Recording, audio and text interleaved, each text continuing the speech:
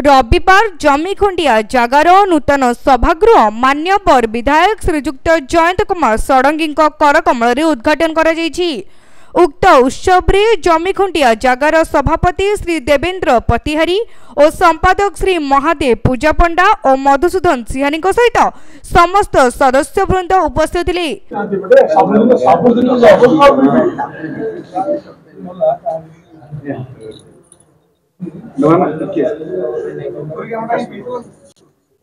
सभ्यमानक अनुरोध क्रमे मुख्य अतिथि मान्यवर विधायक जमीखुंडिया जगार उन्नतीकरण निमंते यथासाध्य साहाय्य करबा पई प्रतिश्रुति देथिले। आम पुरी सहर सर्वपुरातन जमीखुंटिया जगार आज एक बासगृह उद्घाटन है। आमर पुरी विधायक जयंत कुमार षडंगी आनुकूल उद्घाटन होती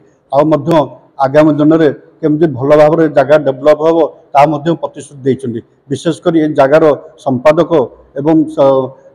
प्रेसिडेंट सभापति और संपादक को मोर समस्त कर्मकर्ता को अशेष धन्यवाद। ये जगह केमती उन्नति हम ता समस्त सदाबले चिंता आ महाप्रभु का आशीर्वाद लक्ष्मी नृसिंह महावीर का आशीर्वाद ये जगह बहुत उन्नति होती आगामी दिन में उन्नति हम। आ पुरी सहर ये जगह एक पुरातन जगह मंदिर संस्कृति सुरक्षा सदाबले जगार सांग मैंने नियोजित रही था से जगह सदाबले आज पुरी सहर चर्चित जगह अर्चन से आखड़ार जो 12 मेल भर जमीखुंटिया जगह मेल भितर एक नंबर गोटे जगह आमर ये जमीखुंटिया जगार आज सांग मैंने